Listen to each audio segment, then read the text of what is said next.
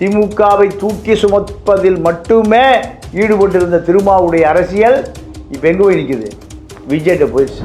விசிகா, கம்யூனிஸ்டுகள், முஸ்லீம் லீக்கு, இந்திய யூனியன் முஸ்லீம் லீக்கு, இப்படி பல கட்சி இருக்கிற காரணத்தினால எதிர்காலத்தில் திமுக தலையே எடுக்க. தலித்தோட வாக்கு வங்கியெல்லாம் இப்படி இருக்கும், வன்னியர் வாக்கு வங்கியெல்லாம் இப்படிலாம் இருக்கும் அப்படின்ற ஒரு அரசியல் பார்வை இப்போ போயிட்டு இருந்தது. ஆனால் இது முற்றிலும் மாறி இருக்கு இல்லையா இங்கே களம்? இல்லை, அதாவது மாறுனதில் திமுக ஒன்றும் அழட்டிக்கலை. விசிகா போனது தான் அவர்களால் ஜீரணிக்க முடியும். இல்லை, இப்போவே தலித்துக்கெல்லாம் போய் சேர்ந்துட்டாங்க. எங்கே இவர் போகிறக்கு முந்தைய போய் எலெக்ஷன்லேயே போய் ஓட்டு போட்டு சேர்ந்துட்டான். இப்போ இங்கே யார் இருக்கான்னா நிர்வாகிகள் மட்டும்தான் இருக்காங்க. அப்போ இது அழிவு தானே? இது ஒரு விடுதலை அழிஞ்சே போச்சு, முடிஞ்சது, அவ்வளோதான், ஒன்றுமே இல்லை.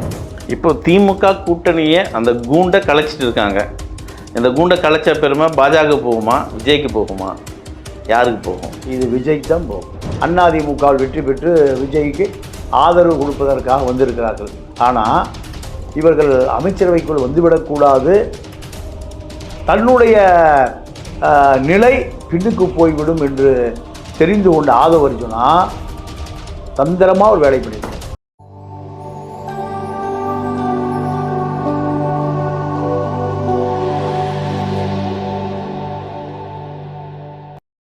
சென்சூர் தமிழ் நேயர்களுக்கு வணக்கம். இன்றைய நேர்காணலில் நம்மோடு இணைந்திருக்கிறார் மூத்த ஊடகவாளர், பத்திரிகையாளர் திரு தமிழா பாண்டியன் அவர்கள். வணக்கம். வணக்கம். விஜய் அமைச்சரவையில் திருமா பங்கேற்பு பல விமர்சனங்களை இங்கே சொல்லியிருக்காங்க.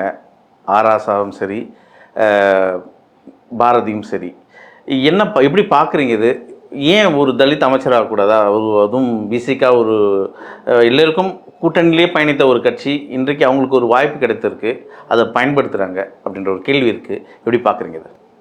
இல்லை, இது ஆராசாவுடைய கோபம் திமுக குடும்பத்தினுடைய கோபம். இந்த கோபம் வன்னியரசு மந்திரி ஆனதுனால வந்த கோபம் அல்ல. அவர்களுக்கு நீங்கள் திமுகவுக்கு தலித் அரசியல் ஒரு பெரிய கேடயம் தேவைப்படுகிறது. இத்தனை ஆண்டு காலம் இருந்த அந்த கேடயம் கை நழுவி போய்விட்டது. நீங்கள் எம்ஜிஆர் மரணமடைந்த பிறகு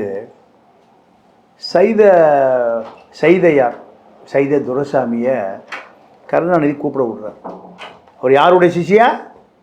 எம்ஜிஆர் சிஷியன். எம்ஜிஆரை கடவுளாக நினைக்கக்கூடியவர்கள் எல்லாம் போலியாக நினைக்கிறார் எம்ஜிஆர். அவர் உண்மையாகவே எம்ஜிஆர் கடவுளாக நினைக்கிறார். அப்போது கூப்பிட விட்டு சொல்கிறாரு, நீங்கள் உங்கள் தலைவர் இறந்துட்டார், இப்போ உங்களுக்கு ஒரு பெரிய வெற்றிடம், இந்த வெற்றிடத்தை நீங்கள் என்னுடைய மகனோடு இருங்க, ஸ்டாலினுக்கு பின்னாடி நில்லுங்க, பொதுச் செயலாளர் எடுத்துங்க, மேயராக எடுத்து என்ன வேணும் எடுத்துங்க, ஆனால் நீங்கள் யாருக்கு கவசம்? ஸ்டாலினுக்கு.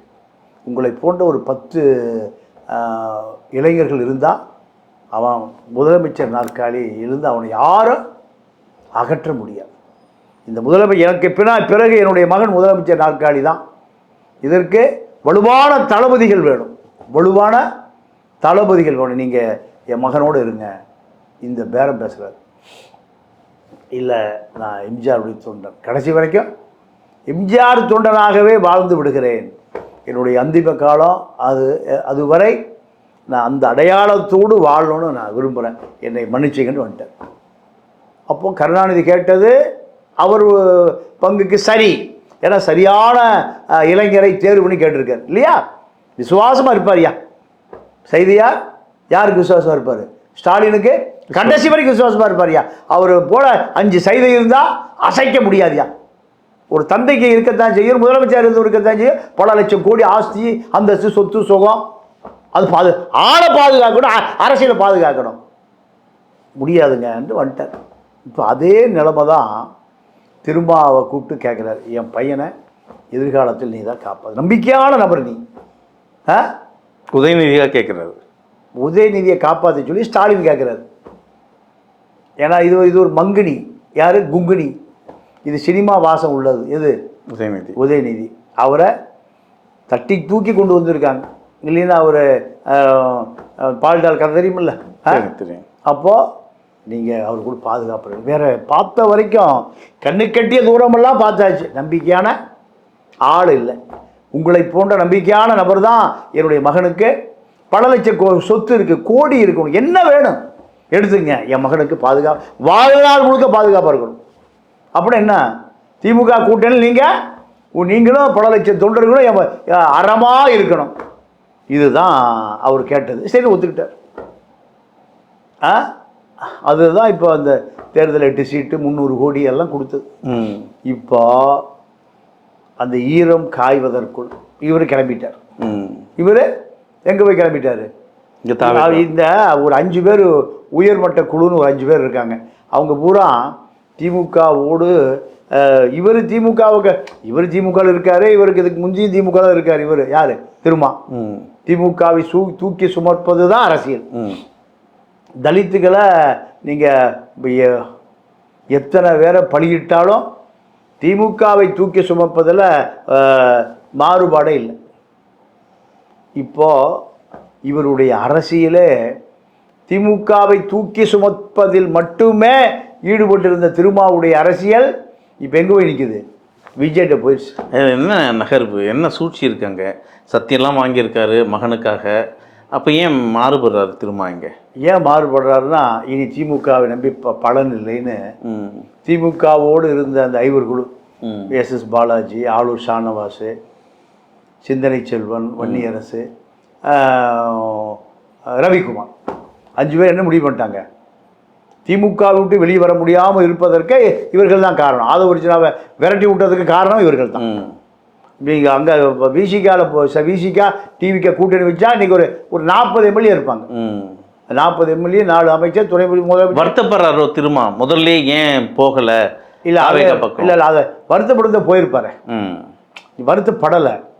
ஏன்னா ஆதவ ஒரிஜினா வெளியே விரட்டுறதுக்கு இந்த நபர்களெல்லாம் கூட்டு சதி, திமுகவுடைய கூட்டு சதி. அப்போது திமுக இதை விட்டு எங்கேயும் போகாமல் பார்த்து கொள்ள வேண்டிய பொறுப்பு இந்த 5 அணிக்கு உண்டு. யார்? ரவிக்குமார், பாலாஜி. இப்போ இந்த நகர்வுக்கு இவங்க ஒத்துழைக்கிறாங்களா? இவர்கள் தான் முதல்ல விஜய்கிட்ட போனது. யார்கிட்ட? ஆதவ ஒரிஜினா வீட்டில் போய் வன்னியரசு மந்திரி பதவி வேணும்னு அவர் குடும்பமே போய் அங்கே புஷியை பார்க்குறாங்க. புஷியை பார்த்துட்டு அடுத்து யாரை பார்க்குறாங்க? ஆதவ ஒரிஜினா பார்க்குறாங்க. எப்படியாவது எங்களுக்கு மந்திரி வேணும். அப்போது சரி, அவர் லெட்டர் வாங்கிட்டு சொல்லி கொடுக்குறோம். அதற்கு பிறகு ரவிக்குமார் வீட்டுக்கு போய் 5 வருஷம் ஆச்சு, 5 நாள் ஆச்சு. எங்கே இருக்கார்? இப்போ வேலைச்சேரி இருக்கார். சிந்தனை செல்வம் எனக்கு ஒரு வாரியம் வாங்கி கொடுக்குறாரு. எஸ்.எஸ். பாலா எனக்கு ஒரு வாரியம், ஆளுசா எனக்கு ஒரு வாரியம். எங்கேயா வாரியம்? திமுக வாரி விட்டாச்சு. இப்போ எங்கே வாரியம்? விஜய்கிட்ட. எத்தனை லைசன் ஒர்க்கு ஆளூர் ஷானவாஸ் பண்ணியிருப்பார். எஸ்.எஸ். பாலாஜி எவ்வளோ கான்ட்ராக்டு, சிந்தனை செல்வம் எத்தனை கோடி ரூபா கான்ட்ராக்டு, இதெல்லாம் கொடுத்த திமுக வயிறு எரியுமே எரியாது. திருமாவுக்கு மொத்தம் 300 கோடி. இதெல்லாம் கொடுத்து சரியாக அதெல்லாம் வச்சுக்க போ.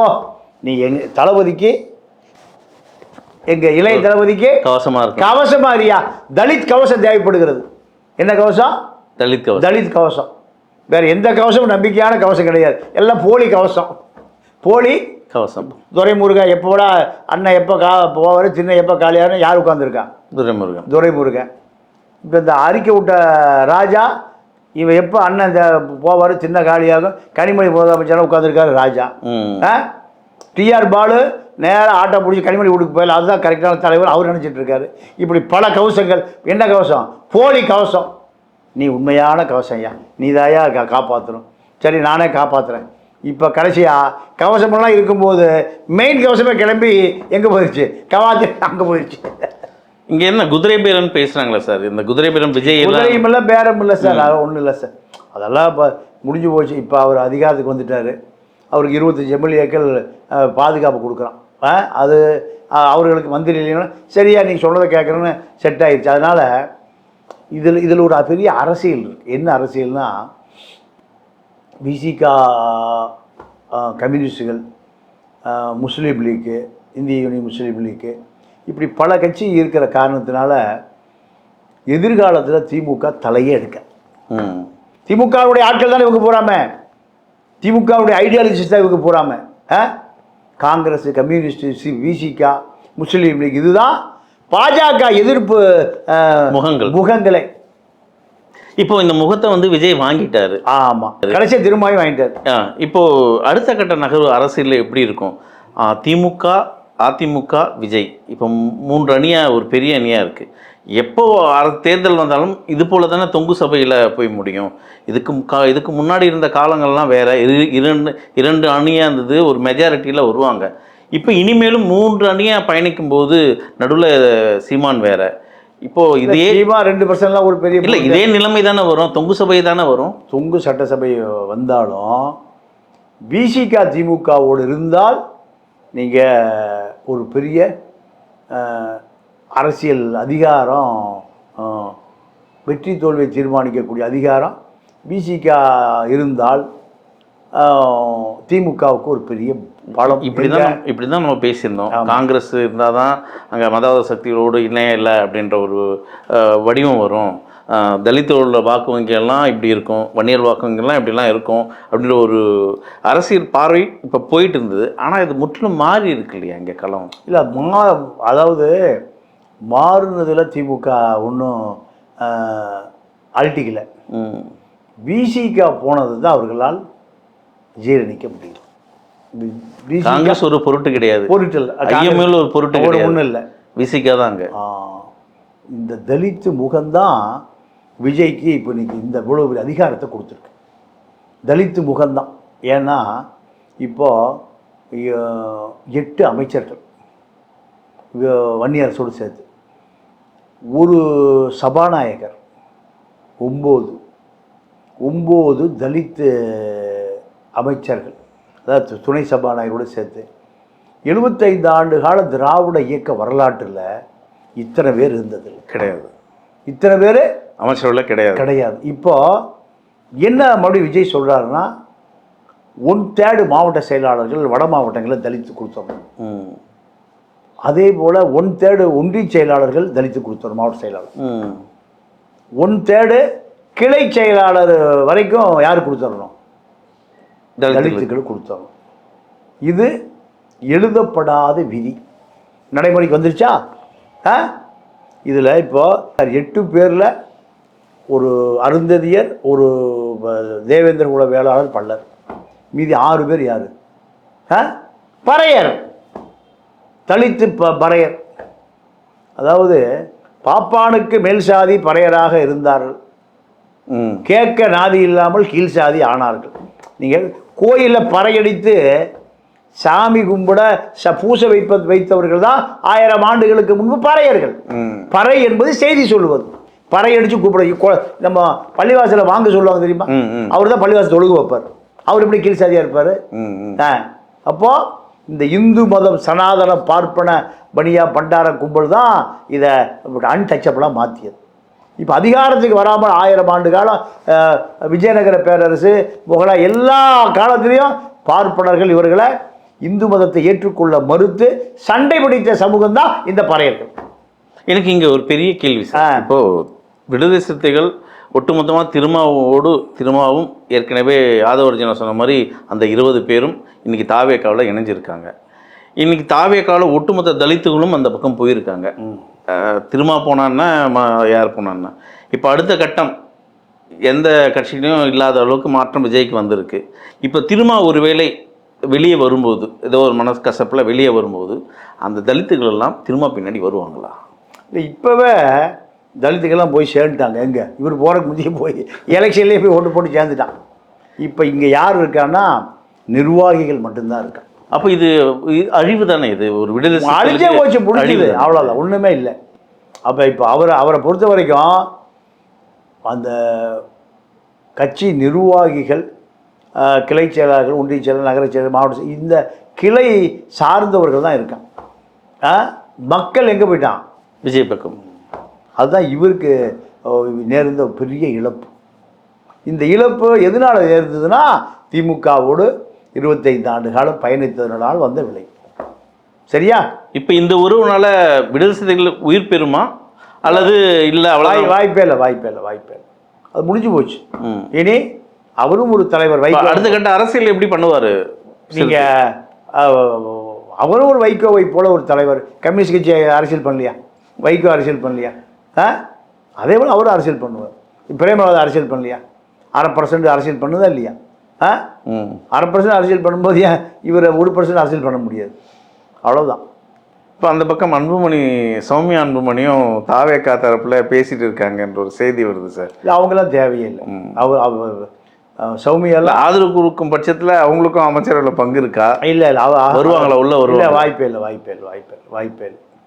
அது சும்மா வதந்தி. இந்த 500 ரூபா ரிப்போர்ட் கிளப்பி விடுற வதந்தி. அதுக்கெல்லாம் வாய்ப்பே இல்லை. இப்போ திருமாவோட அரசியல் பார்வை நீங்கள் எப்படி பார்க்குறீங்க? இப்போ இந்த நகர்வெல்லாம் ஒட்டுமொத்தமாக நீங்கள் எப்படி பார்க்குறீங்க?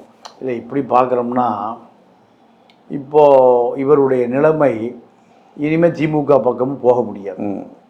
தாவேக்காவில் தான் இனி தொடர்ந்து பயணிக்க போகிறார். ஏன்னா இப்போ திமுகவிலிருந்து இவர் வெளியேறினால் கட்சியை உடைக்க தயாராக இருந்த 5 பேர் இப்போ தாவேக்காவில் முகமாக மாறிட்டாங்க.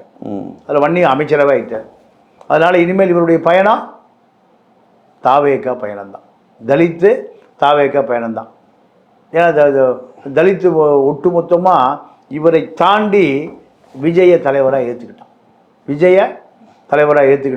விஜய் தலைவராக ஏற்றுக்கொண்ட காரணத்தினால்தான் நீங்கள் 8 அமைச்சர்கள் துணை சபாநாயகரை சேர்த்து இல்லை, இதை எப்படி நம்ம எடுத்துக்கிறது சார்? இந்த அரசியல், திருமாவோட அரசியலை இன்றைக்கி ஒட்டுமொத்தமாக தாவேக்கா கிட்ட விடுதலை சிறுத்தைகளை அடவானம் வச்சுட்டாரா, அல்லது விஜய் குறிப்பிட்டது போல் ஆட்சியிலும் பங்கு அதிகாரத்திலும் பங்கு, அந்த அதிகாரத்தை நோக்கி நகர்ந்து இருக்காங்களா? விடுதலை சிறுத்தைகள் ஒரு மாற்றம் வேணும், எவ்வளோ நாள் அடிமையாக இருக்குது, ஒரு மாற்றம் வேணும், அந்த நமக்கு அதிகாரம் கிடைக்குது, அந்த இடத்துல நகர்ந்து இருக்காங்களா? இல்லை, இது ஒரு தற்காலிக நகர்வு தான். நீங்கள் தாவேக்கா தனிப்பெரும்பான்மை வந்தால் இவரை சேர்த்த மாட்டான். முடிஞ்சு போச்சு, ஒரு கதை முடிஞ்சு போச்சு. தனிப்பெரும்பான்மை அதே நிலைமை தான். திமுக எப்படி பார்த்ததோ அதே விஜயம் அப்படி தான் பார்ப்பார். அப்படிதான். ஏன்னா தலித்து வாக்கு திருமா மூலம் திமுகவுக்கு தேவைப்பட்டது. விஜய்க்கு திருமா இல்லாமே தலித்து வாக்கு வந்து சேர்ந்து விட்டது. இது ஒரு மாற்றமா இல்லையா? கண்டிப்பாக. அப்படி மாற்றம் இருக்கிற பொழுது இவர்களுக்கு இப்பொழுது மாற்றம் என்பது தவிர்க்க முடியாத மாற்றம். ஆனால் எதிர்காலத்தில் வரக்கூடிய பொது தேர்தலில் கூட்டணியாக இருப்பாங்க. அவர்கள் மெஜாரிட்டி வந்தால் இவர்களுக்கு மந்திரி சபை கிடைக்கும். இப்போ திமுக கூட்டணியை அந்த கூண்டை கலைச்சிட்டு இருக்காங்க. இந்த கூண்டை கலைச்ச பெருமை பாஜக போகுமா, விஜய்க்கு போகுமா, யாருக்கு போகும்? இது விஜய் தான் போகும். விஜய். பாஜக ரோலே இல்லை. பாஜக ஏன் அமைதியாக இருக்காங்க? பாஜக வேற ஒன்றும் பண்ண முடியல, அவங்களுக்கு தெரியுது. இங்கே சாயம் வெளுத்து போச்சு. சாயம் வெளுத்து போச்சு. இனி ஒன்றுமே பண்ண முடியாது. இவர்கள் சேர்ந்த அதிமுகவும் பாஜகவால் அதிமுகவுக்கு அழிவு தான். இப்போ கடந்த முறை, அதாவது உதயநிதி ஆகட்டும், அது ஸ்டாலின் ஆகட்டும், ஆட்சி இந்த 5 ஆண்டு ஆட்சியை ஆள்றதுக்காக உங்களுக்கு ஒரு 6 மாதம் பார்க்கறதுக்காக அனுப்பிச்சி வச்சுருக்கோம் எங்கள் கூட்டணி கட்சிகளை அப்படின்னு தான் ஒரு வார்த்தை இங்கே போயிட்டு இருந்தது. இப்போ இந்த கூட்டணி கட்சிகள் விஜய் பக்கம் வந்தாச்சு, அமைச்சர்களும் பங்கேற்பாச்சு, ஏறத்தாழ கூட்டணியே முடிச்சுட்டு வந்துட்டு தான் அர்த்தம். இப்போ அமைதியாக இருப்பாங்களா திமுக, இல்லை விஜய் ஆட்சியை கலைக்கிறதுக்கான செயல்பாட்டில் ஈடுபடுவாங்களா? இல்லை, விஜய் ஆட்சியை கலைப்பதற்கான அதிகாரம் திமுக இல்லை. இடதுசாரிகின்ற ஒரு ஆயுதம் கையில் இருக்கு. இல்லை, இடதுசாரிகள் என்பதை விட அவர்கள் அங்கே மிகப்பெரிய வலதுசாரிகளை வச்சுருக்காங்க. 25 வலதுசாரிகள். அவர்கள்லாம் வலதுசாரிகள் தான். பாஜக தான் அவர்கள்லாம். சண்முகம், வேலுமணி, தங்கமணி, எல்லா மணிகளும் அவர்களாம் பாஜக முகங்கள் தான். பாஜக முகத்தை மறைத்து கொண்டு இப்போ அதிமுகவில் வெற்றி பெற்று விஜய்க்கு ஆதரவு கொடுப்பதற்காக வந்திருக்கிறார்கள். ஆனால் இவர்கள் அமைச்சரவைக்குள் வந்துவிடக்கூடாது, தன்னுடைய நிலை பின்னுக்கு போய்விடும் என்று தெரிந்து கொண்ட ஆதவ அர்ஜுனா தந்திரமாக ஒரு வேலை பண்ணியிருக்கார். என்ன பண்ணியிருக்காருன்னா, அபிஷேக் மனு சிங்வி, இவர் காங்கிரஸ் கட்சியை சேர்ந்த மூத்த உச்ச நீதிமன்ற வழக்கறிஞர். இவரை விஜய் சந்திக்க வச்சு இவர்களுடைய வழக்கு சிபிஐ வரைக்கும் வழக்கு இருக்குது இந்த அதிமுக முன்னாள்கள் மீது. இவர்கள் அமைச்சரவையில் வந்தால் எப்போது வேண்டுமானாலும் வழக்கு பாயும், தண்டனை பாயும். அதன் பிறகு என்ன பண்ணணும்? பதவியிலிருந்து விலக வேண்டி வரும். அதனால் இப்பொழுது அவர்களுக்கு அமைச்சர் பதவி கொடுப்பது பொருத்தமானதாக இருக்காது. இது யார் சொல்கிறா? ஆதவ அர்ஜுனா சொல்லாமல் ஆதவ அர்ஜுனா அபிஷேக் மனு சிங்வி என்ற உச்சநீதிமன்ற மூத்த வழக்கறிஞர், காங்கிரஸினுடைய முகம். இவர் சொல்கிறார் விஜய்கிட்ட. இவர் ஆதவ் சொன்னால் யோசிப்பார், அபிஷேக் மணி சிங்வி சொன்னால் முடிவெடுத்துருவார்.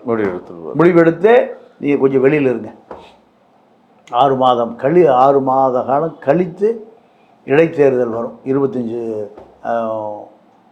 சட்டமன்ற உறுப்பினர் இடைத்தேர்தல், விசில் ஜெயிச்சு சேர்ந்துங்க, உங்களுக்கெல்லாம் மந்திரி. அப்போ இது தற்காலிகமான ஏற்பாடு தான். இதில் இவர்கள் வேறு வழி இல்லை, திருப்பி போகவும் முடியாது, வெகு தூரம் வந்தாச்சு. அடுத்து விஜய் சொல்லுவது தான் எதிர்கால அரசியல். அதோட அவர்கள் எதிர்கால அரசியலை கவனத்தில் கொண்டு விஜய்க்கு ஆதரவாக மாறி அவர்களும் அமைதியாகிவிட்டார்கள். இதுதான் இந்த 25 பேருடைய நிலைமை. தொடர்ந்து பேசுவோம் சார். தமிழக அரசியலை ரொம்ப ஆழமாக பேசுனீங்க. நன்றி.